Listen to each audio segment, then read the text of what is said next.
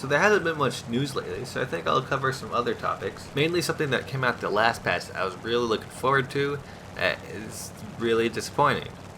The Assault mode, the namesake of the patch, came out, and there is only Air Arcade mode, where you shoot down endless waves of bombers and then lose. At least to my knowledge, I haven't gotten any further than that. This mode is really disappointing because it's the same task over and over again against the same enemy vehicles, just till you lose. They just fly to your base and bomb it. The fighters that come in separate waves don't try to attack or defend themselves. Well, they do try to defend themselves, but not really. And the bombers, they shoot at you with their defensive armaments. That's about it. Now, I was thinking a few ways that they could really improve the mode to make it an actually good mode. So I came up with like 4 ideas, really. First off, more types of enemies. The issue I'm having is that if you play rank 4 or whatever, you get the same rank 4 bombers every single bomber wave. And you get the same rank 4 fighters every single fighter wave. It's dumb. There's over 500 planes in the game. You can't try to mix it up a little bit. Have like AT-111s and JU-88s and Stukas and BF-109s. Like, come on. I don't want to keep on fighting the same two enemies in random patterns of waves. Also, we could have instead of being separate waves of enemy types, have them be actual bomber raids. Typically bombers don't just fly alone, at least they shouldn't, because then they get obliterated. They should have fighter escorts, not just have fighters fly alongside them, like actually attempt to defend the bombers.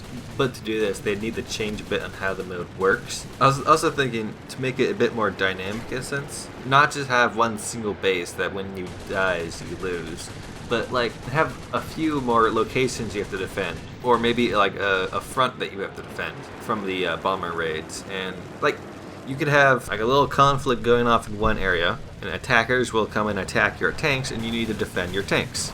Otherwise you lose the battle, and when you win the battle, or I don't know, you can make the battle last forever maybe. But if you lose the battle too many times, the enemy tanks can get to your airfield, you can't land anymore. See, now there's not just a lose situation, but there's it makes the game mode harder, so you need to devote resources to it. You could have, I don't know, maybe a factory or whatever. You could have a base that doesn't just make you lose the game, but make it so if you lose this, it takes longer to repair or re-arm. You could have supply lines that you need to defend, shipping lanes that do different things instead of just auto-lose the game for you.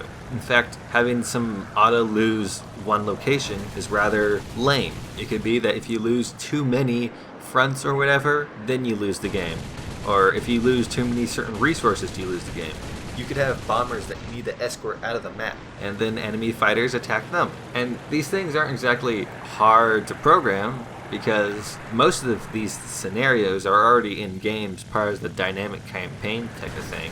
The dynamic campaigns haven't been touched in a while. They're not exactly glorious. And kind of my final idea, I was thinking, right now they don't allow you to take bombers into the game because you're supposed to be shooting down bombers, not using bombers. So I was thinking maybe there's something that you could use a bomber for, not just try to gunship other bombers down, which is something that I wanted to do and rather disappointed that you can't do it. It also limits Japan's jets to a single, well, not a single, I think you have 3 other jets that aren't bombers. But whatever. Perhaps the enemy could have things to be bombed as well to give bombers something to do. I don't know, maybe supply lines like I was talking about, maybe an airfield, maybe, I don't know. And then the supply lines could reduce the time in between bomber waves, or reduce the number of bombers, and the airfield could reduce the number of fighters that try to defend their bombers. But right now, as it is, it's just so plain. And there's a lot they could do with it. And honestly, I think they're hoping that they put a little more effort into tanks than they did bombers or airplanes. But we'll have to get to there, and I'll probably make a video on that. But that's all for now.